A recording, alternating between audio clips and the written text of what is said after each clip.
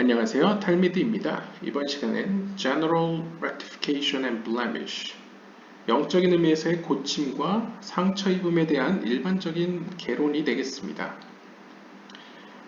샤라 길굴림 Chapter 11, Section 7이고요.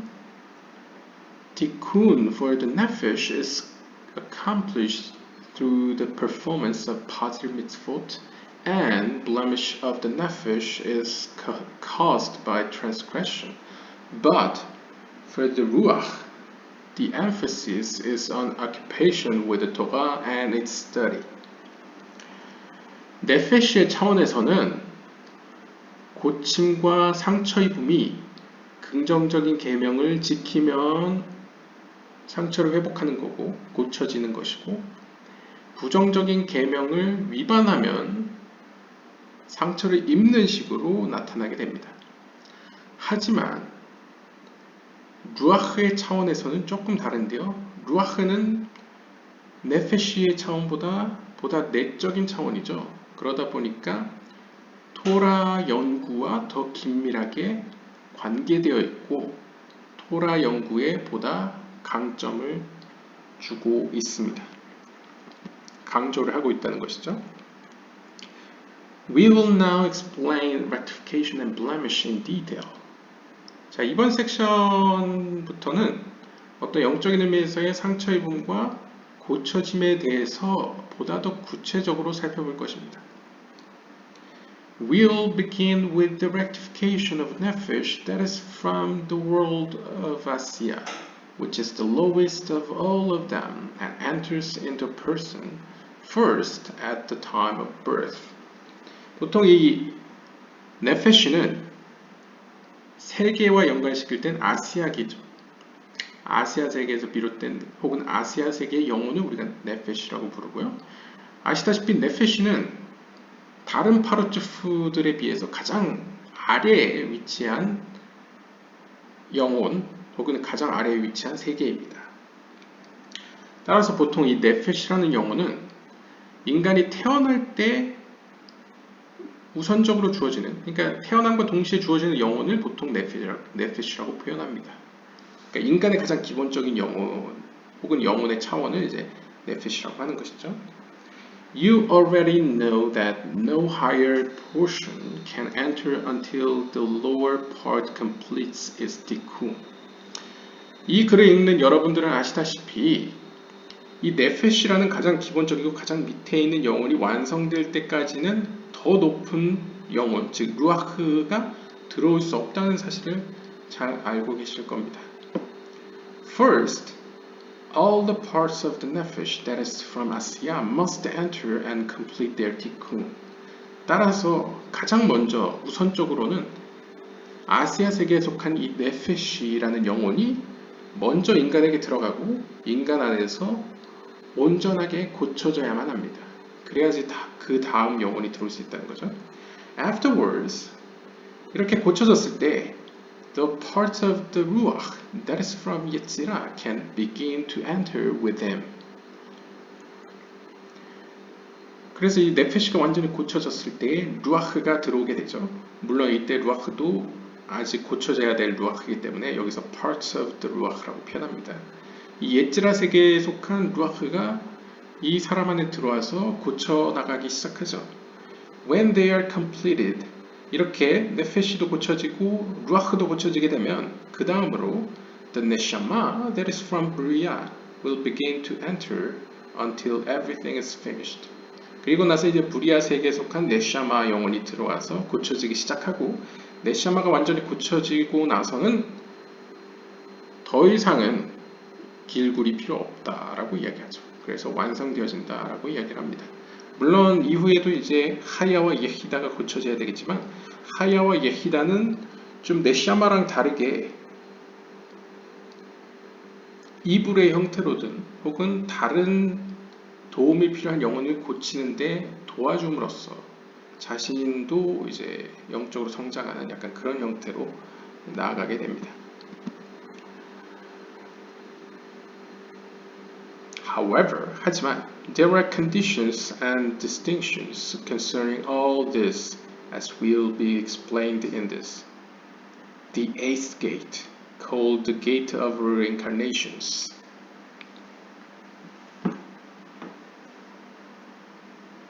하지만 이와 같이 설명한 대로 이루어지기 위해서는 어떤 조건과 어떤 distinction, 직역하면 어떤 특징들이 필요해지는데요.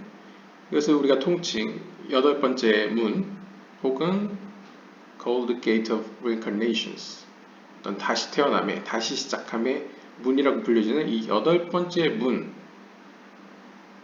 있어서 어떤 조건이 필요하다는 거죠. 어떤 내용인지 한번 주석을 더 보도록 하겠습니다. It seems that this general introduction ought to appear at the beginning of the book. 이 내용 있지 않습니까? 이 Gate of Reincarnations, 샤라 길굴림이라고 불려지는 이 여덟 번째 문은 사실 길굴이죠, 길굴. 길굴, 다시 시작함으로써 영혼이 계속 영적으로 고쳐나가고 성장하는. 근데 이 내용은 사실 책 앞부분에 도입부에서 언급되었던 내용입니다.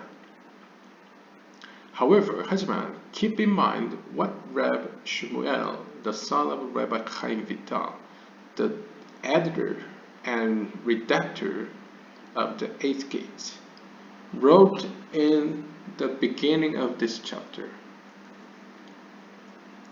하지만 여기서 혼란해하지 마시고 이 하임 비탈 랍비의 아들인 슈무엘 랍비가 도대체 어떤 생각으로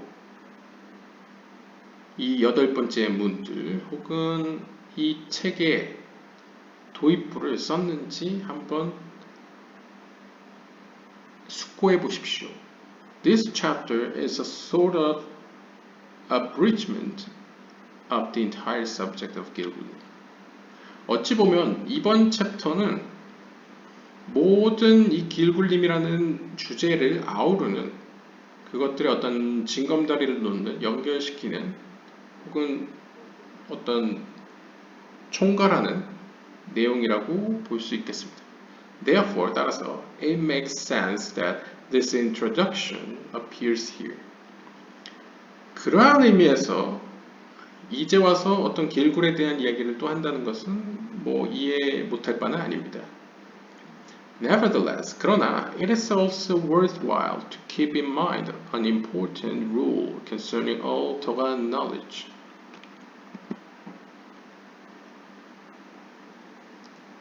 하지만 이번 섹션에서 또 이야기하게 될 어떤 모든 성경의 지식들과 관련한, 그리고 그것들 연구함에 있어서의 어떤 그 중요한 역할, 물론 이게 important role이 아니고 룰이긴 하지만 좀 의역을 하면요, 어떤 성경을 연구함에 있어서 그 다음에 성경 연구하는 행위 자체가 얼마나 중요한 역할을 하며 그 안에 어떤 중요한 규칙이 있는지 마음에 유심히 살펴보는 것은 굉장히 귀중한 작업입니다.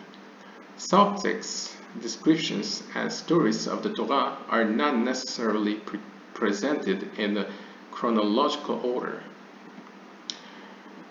이 문장을 봤을 때 앞에 나오는 이제 토라 knowledge라는 건 어떻게 보면 단순히 성경 연구하는 행위뿐만 아니라 성경이 이야기해주는 모든 이야기들과 그 안에 그려져 있는 모든 묘사들, 그리고 그 안에 등장하는 모든 주인공들은 재밌게도 그리고 놀랍게도 시간 순서대로 써있지 않습니다. 물론 이제 문헌학적으로는 나중에 이렇게 편집되고 집대성될 때 꼭 시간 순서대로 편집된 건 아니기 때문에 그렇다고 볼 수 있지만, 카발라적 입장에서는 그렇게 시간 순서대로 돼 있지 않은 것 자체도 어떤 의미가 있다고 보는 거죠. Events that occur at a later time may very well appear before the presentation of other events or descriptions that precede them. 그래서 어떤 경우에는 어떤 사건이 시간적으로는 뒤에 일어날 건데 앞에 등장하는 경우가 있습니다. Similarly, 마찬가지로 sometimes what you need to know first to understand the beginning will not appear until later. 마찬가지로 때로는 여러분들이 꼭 알아야만 되는 사실이 뒤에 등장하는 경우도 있습니다. 그러니까 뭐 어떻게 보면 그 핵심 내용이 약간 한국식 글쓰기라고 표현해야 될까요? 이렇게 뒤에 나오는 경우도 있다는 거죠. This is because the Torah is an open or infinite system if such a combination of words is permissible. 만약 이러한 식으로 표현할 수 있다면, 감히 표현한다면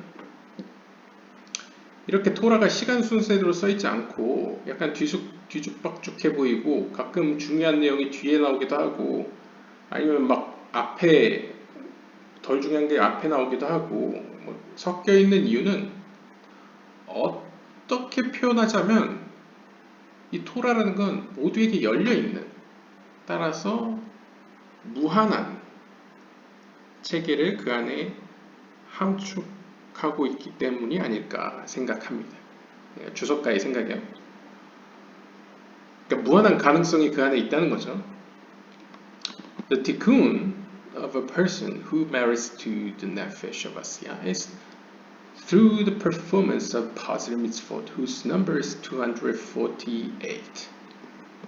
그래서 이제 본격적으로 이제 티쿤 그리고 미tzvot에 대해서 설명하는데요. 어떤 한 사람의 고침은, 영적인 고침은 특별히 여기서는 아시아 세계에 속한 그 네페시 영혼의 차원에서의 고침은 바로 248개로 구성된 긍정적인 계명을 성취함으로써 일어납니다. Blemish is a result of positive mitzvot that were not fulfilled, or because of transgression of one of the 365 negative mitzvot. 반대로 상처 입음은 영적인 의미에서 네페시의 영혼의 차원에서 상처 입는다는 것은 두 가지 원인 때문일 수 있는데요. 하나는 긍정적인 계명을 아직 성취하지 못해서 그 부족한 부분에 대한 어떤 미완성 때문에 상처가 남아있는 경우도 있고요. 혹은 365개로 구성된 하지 말라는 부정적인 계명 가운데 하나를 어김으로써 상처를 입은 결과일 수도 있습니다. Blemish caused by one of the positive mitzvot that was not fulfilled applies when both the opportunity and the obligation were present, but he transgressed and did not do what was incumbent upon him to do. 여기서 근데 이제 주석가가 긍정적인 계명을 성취하지 않았을 때 입는 상처는 구체적으로 어떤 경우이냐라고 설명을 하는데요.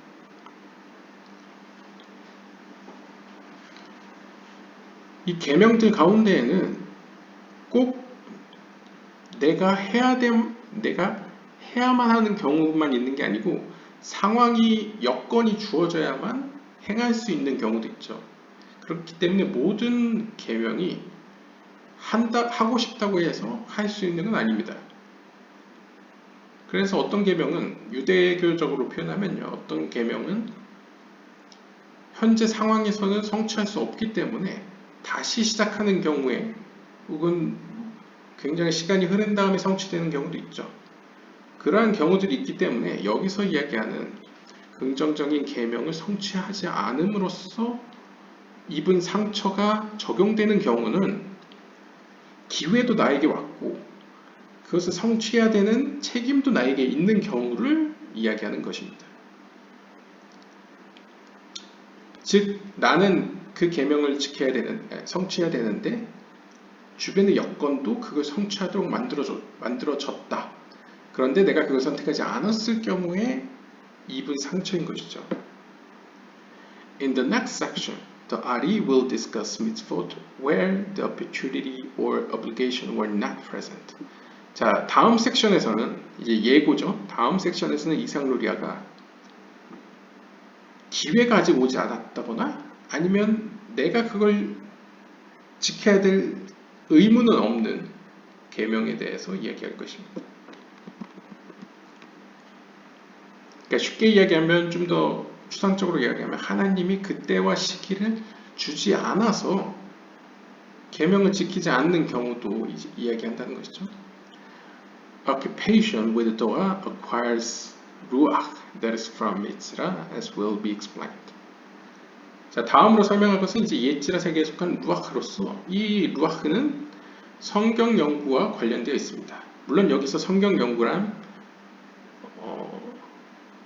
원어로 표현하면 성경으로 자신을 채우는 것인데, 성경으로 자신을 채운다는 건 사변적으로 성경을 연구하는 것뿐만 아니라 연구하기 위한 과정과 행위들까지 포함하는 넓은 개념이죠. 이것에 대해서 이전 섹션에서 설명을 했었죠.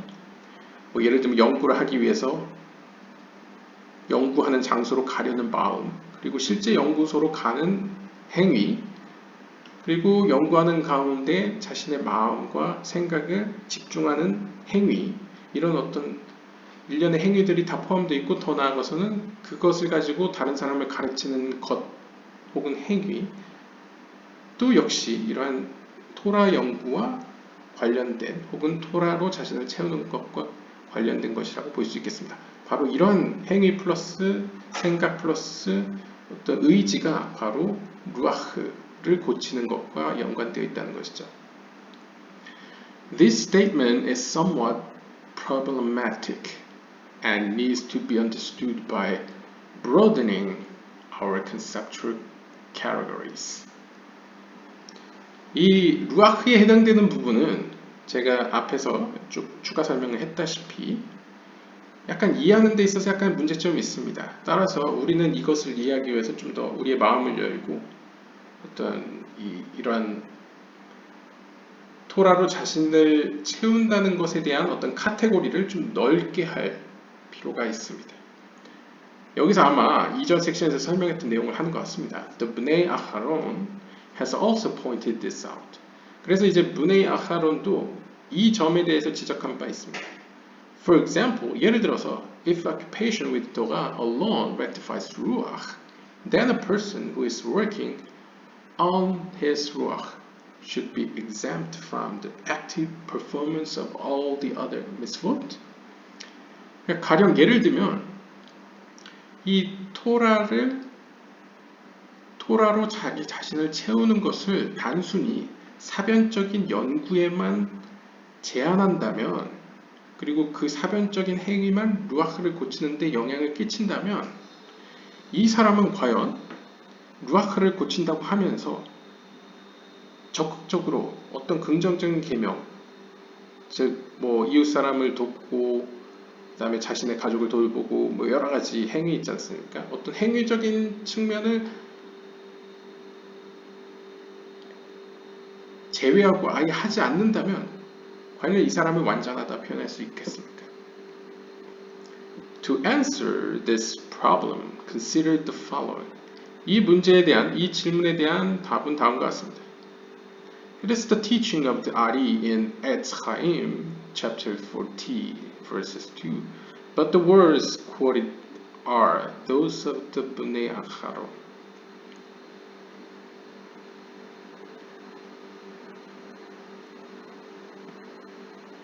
그 답변은 이상로리아의 다른 책 엑스 하임 생명에서라는 책의 40장 2절에 언급되어 있는데요. 하지만 여기서 언급된 말조차도 사실상은 어떻게 보면 Bnei Aharon의 것이라고 이야기할 수 있겠습니다. All practical mitzvot like tzitzit, tefillin, eating matzah, sukkah, and so on rectify the external parts of. 그래서 이 글을 읽는 사람은 보통 유대교인이기 때문에 유대교적으로 표현하면요, 모든 실천적인 계명들, 즉 유대인들 보면 찌찌트라고 해서 이제 옷 사각면에 이제 술이 달려 있죠. 그다음에 테필린, 기도할 때 이제 기도볼을 착용하는 거. 그다음에 이링 마차, 그다음에 이제 유월절 때 이제 무교병을 먹는 거. 그다음에 수카, 그다음에 이제 수코 때 이제 천막을 만들고 천막에다가 이제 과일들로 장식을 하죠. 그러한 일련의 어떤 계명들이 바로 외적인 차원에서의 파라추를 고치는 역할을 합니다. mitzvot that are performed through speech, such as prayer and occupation with Torah, rectify the internal parts of. 반면에 상대적으로 기도나 아니면 성경 연구 같은 혹은 성경으로 자신을 채우는 것과 같은 행위들은 보다 내면적인 파르추프, 즉 루아흐를 고치는 역할을 합니다. 근데 이걸 쉽게 이해를 하자면 보통 종교적으로 어떤 예배를 한다고 했을 때 우리는 입으로 기도만 읊조리는 게 아니고 우리의 정신과 의지는 신을 향해 있고 또한 행위는 손을 올리기도 하고 손뼉을 치기도 하고 무릎을 꿇기도 하고 여러 가지 행태로 나타나게 되죠. 그래서 어떻게 보면 큰 의미에서 인간은 전인격적으로 몸과 말과 행동과 정신이 하나로서 온전하게 신에게 향하기 때문에 성경 연구로 루아흐의 차원을 고친다고 해서 어떤 행위적인 차원, 즉 네페시적인 차원이 결코 소외되는 것은 아니다, 배제되는 것은 아니다 라는 것을 이렇게 비유로 보여주고 있습니다. The external part of it is a part of it, just like the internal part of it too has vessels and light, or mochin.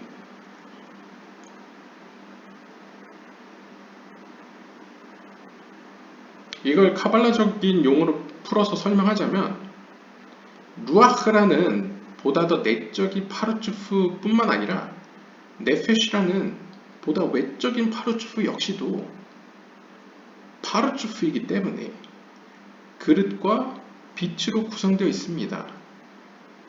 즉 그 구성은 똑같다는 거죠. 단순히 루아흐가 좀 더 영적으로 더 빛의 세계에 가까운 것 뿐이지. The two are equivalent and parallel.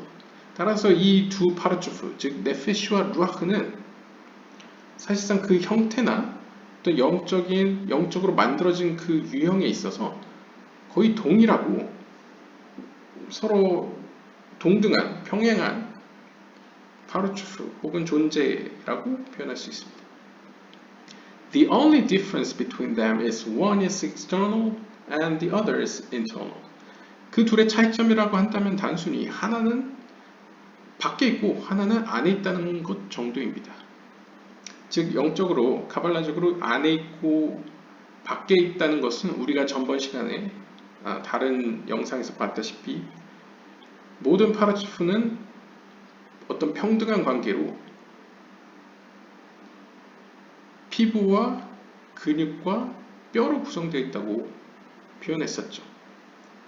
이때 뼈는 그 기능적인 면에서 가장 안에 있기 때문에 가장 중요합니다. 그건 맞지만 근육과 피부도 역시 마찬가지로 중요하죠. 기능적으로. 그것처럼 이 루아흐와 네페시는 그 영적인 위치에 있어서 하나는 안에 있고 하나는 밖에 있을 뿐이지 하나님 앞에는 똑같이 동등하게 이제 같은 construction, 같은 형태와 유형이라기보다 같은 형태와 구조로 같은 형태와 구조로 만들어진 피조물이라는 것이죠. Related to each other, they are equivalent to nefesh, external, and ruach, internal, related to each other. 그래서 여기서 말하는 네페시와 루아흐는 사실 어떤 의미에서 보편적인 의미로 밖에 있는 걸 네페시라고 표현하고 안에 있는 걸 루아흐라고 표현합니다. 그러니까 우리가 이제 영적인 그 영혼에 대한 표현으로 네페시, 루아흐, 네시아마, 하야, 예히다가 익숙해서 그렇긴 하지만 특별히 이 네페시와 루아흐는 다른 의미로 무언가가 있는데 그 무언가의 내면을 루아흐라고 표현할 수 있고 외면을 네페시라고 표현할 수도 있습니다. 그래서 만약 내 영혼이 뭔가 느끼는 빛이 내적인 측면이면 뭐 오르 루아흐라고 표현할 수 있겠고요. 외적이면 이제 뭐 오르 네페시라고 표현할 수 있겠죠. 굳이 이제 용어를 이제 적용해서 사용을 하면요. 그런 의미에서 이제 네페시는 외부, 루아흐는 내면이라고 표현할 수 있습니다. Thus, 따라서, on every level there are the external and internal aspects, or what can be called the nefesh and ruach of that level. 그래서 여기서 설명하죠. 모든 측면들에는 외부와 내면이 있습니다. 그건 자연스럽죠. 그리고 이걸 다른 용어로, 카발라적 용어로 표현했을 때는 네페시와 루ach로 표현할 수 있습니다. 그러니까 바꿔서 표현할 수 있다는 거죠.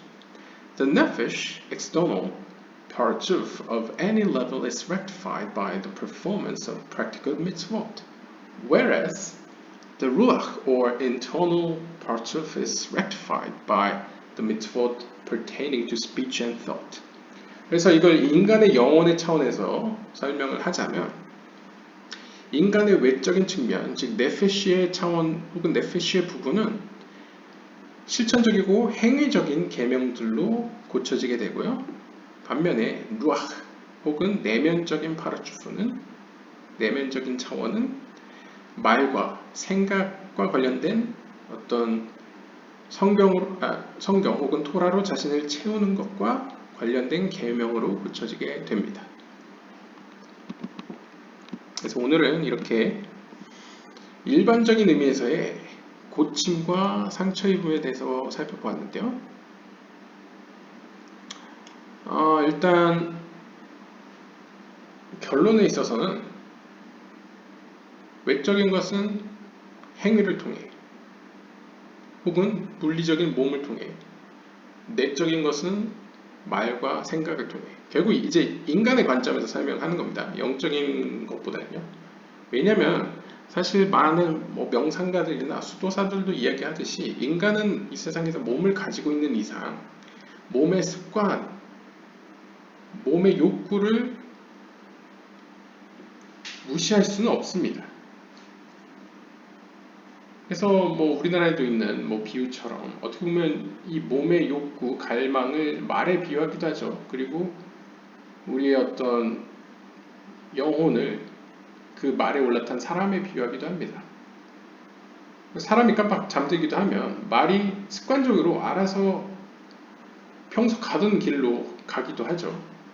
그것처럼 어떤 인간이 어떤 영적 여정을 가는 데 있어서도 몸에 영향이 있기 때문에 이 몸을 다스릴 수 있는 방법은 몸에 습관화를 주는 이 계명을 지킴으로써 그 몸이 자연스럽게 하나님을 향하도록 만들고, 마찬가지로 정신과 말의 영역에서는 우리가 말도 어느 정도 습관의 영향이 있지 않습니까? 욕을 많이 하면 무의식적으로 욕이 튀어나오기도 하고, 생각도 무의식적으로 어떠한 생각을 많이 하면 그 생각 혹은 그러한 어떤 구조로 대상을 인식하고 판단하게 되죠. 이러한 의미에서 내적인 것은 지극히 이제 인간의 어떤 실생활과 종교적인 생활에 있어서 인간의 내적인 부분은 성경 연구 혹은 성경으로 자신을 채우는 것, 그리고 기도 생활과 긴밀하게 연관이 있고, 상대적으로 외적인 측면, 몸과 관련된 것은 계명을 지키는 것, 즉 어떤 물리적인 습관을 들이는 것과 굉장히 관련이 있다더라 라는 이야기를 하는 섹션이었다고 볼 수 있겠습니다. 네, 오늘은 여기까지 보도록 하겠습니다. 감사합니다.